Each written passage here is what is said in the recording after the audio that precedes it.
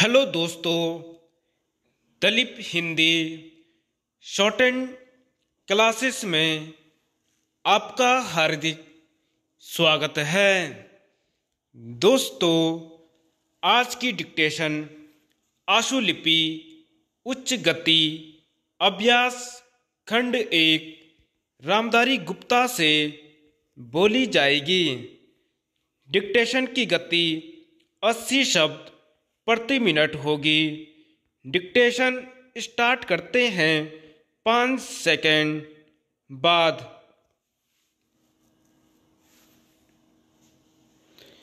अध्यक्ष महोदय, 10वीं पंचवर्षीय योजना पर विचार करते समय सदन के दोनों पक्षों के सदस्यों ने जो महत्वपूर्ण प्रश्न उठाए हैं उन पर विचार किया जाना बहुत आवश्यक है।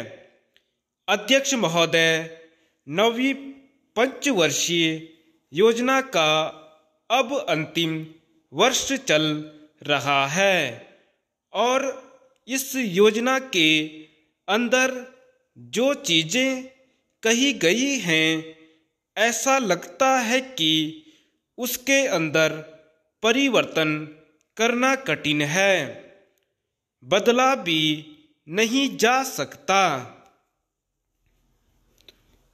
अध्यक्ष महोदय, कुछ चीजें की जा सकती हैं, उसके अंदर आज भी कुल कितना खर्च है यह तय नहीं किया गया, केवल कटौती ही निश्चित की गई है। शुरू में मैं यह कहना चाहता हूं कि यहाँ पर कुछ सदस्यों ने जो यह प्रश्न उठाया था कि इस पंचवर्षीय योजना का आशय कुछ सरकारी पक्ष से भी बताया है, इसके अंदर कमियां हैं और बहुत सी कमियां हैं जिनके ऊपर मैं यहाँ कुछ दोषारोपण नहीं करना चाहता हूँ। मैं चाहता भी हूँ कि इस तरह से प्रश्न न उठाए जाएं तो ज़्यादा अच्छा है। यह योजना सरकार ने बनाई है।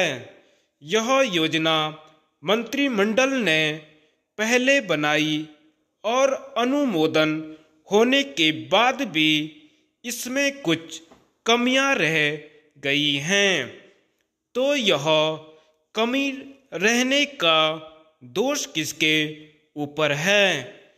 मैं समझता हूँ सदन के सभी सदस्य इसको जानते हैं।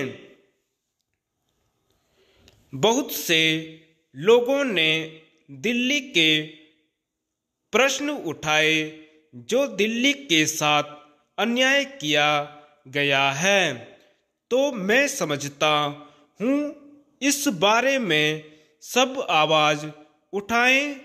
इस बात की आज ज़्यादा ज़रूरत है।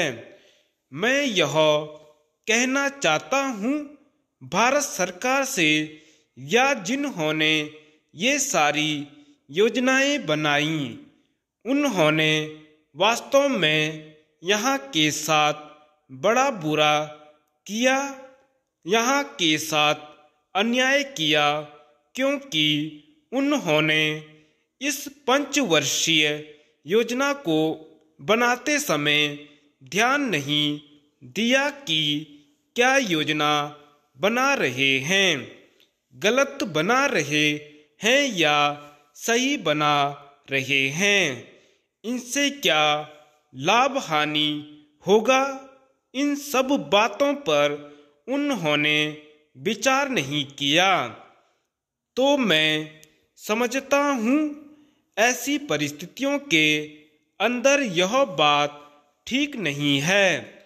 ऐसी दशा में यहाँ पर 5 वर्षों में आने वाली योजनाएं बेकार बनकर रह जाएंगी। जो कटौती निश्चित की गई है उसको समाप्त करना चाहिए, ताकि दिल्ली को हम अंतर्राष्ट्रीय स्तर का एक आदर्श नगर बना सकें। यह बहुत ही आवश्यक है यदि हम इस स्थान की उन्नति चाहते हैं। इसलिए अब मैं अपना कथन इन शब्दों के साथ ही समाप्त करता हूँ।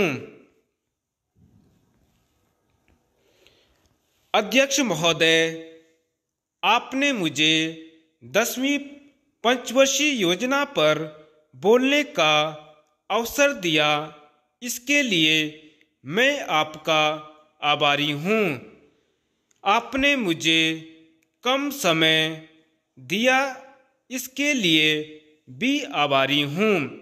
अभी मेरे से पूर्व कुछ सदस्यों ने हम पर यह आरोप भी लगाया कि हम योजना में विश्वास नहीं रखते।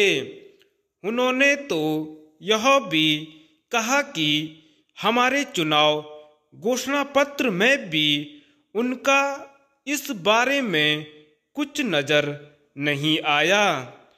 मैं इस बारे में यह निवेदन करना चाहता हूं कि उन्होंने कोई दूसरा घोषणा पत्र देखा, गलत घोषणा पत्र पढ़ा और उसी को हमारा घोषणा पत्र समझ बैठे। लेकिन मैं यह कहना चाहता हूं कि हमारा घोषणा पत्र इस समय मेरे पास है। इस घोषणा पत्र में हमारी घोषणा में योजना के बारे में स्पष्ट रूप से कहा गया है कि इस योजना पर विश्वास रखते हैं, लेकिन ऐसी योजना पर विश्वास नहीं रखते जो जनता के दुखों को दूर नहीं कर सकती, जो जनता के कष्ट दूर नहीं कर सकती।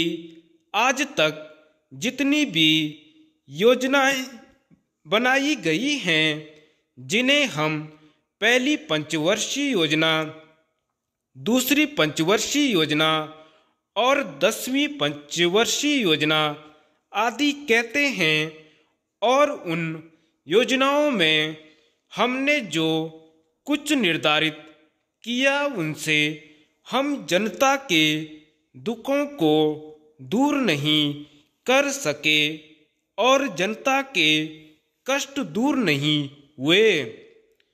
इन योजनाओं के परिणाम भी हमारे सामने हैं।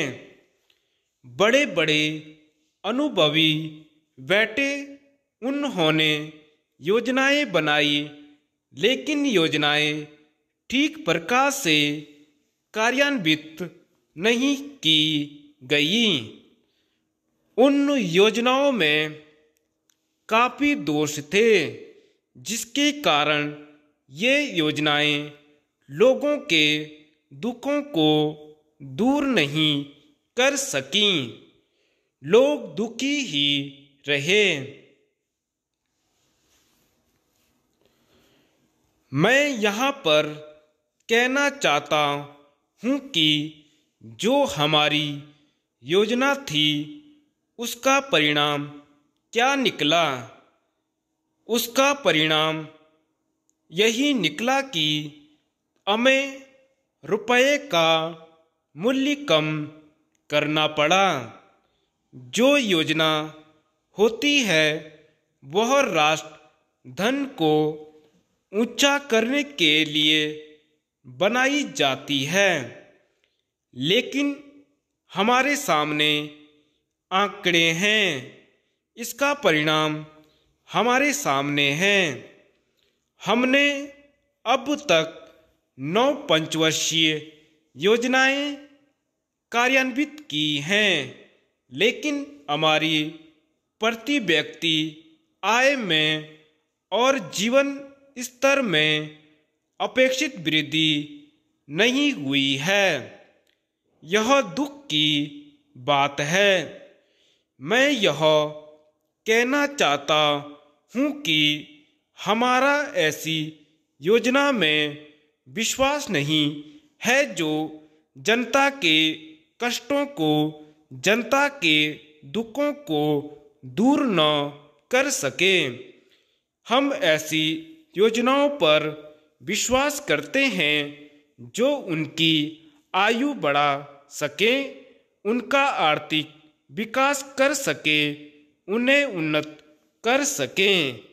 धन्यवाद।